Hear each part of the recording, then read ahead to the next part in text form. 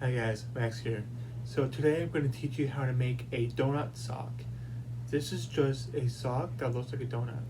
Alright, so the first thing you need to do is that you take the sock, and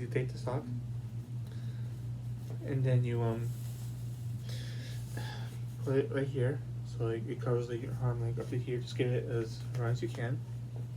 And then you make it like a little puppet thing right here. Like that. Okay, and then what you do is that you roll it up, like just make it to like so it's like this, like kind of thick.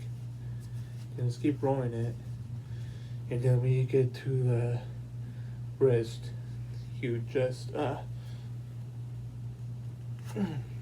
you just do that, okay, and then you basically just take this part here, and then you push it out. So it's like this, and there you go. There is your donut sock. All right, so yeah, so now you know how to make one. Awesome. So thank you very much for watching. If you want to subscribe, I mean, you don't have to, but that'd be cool.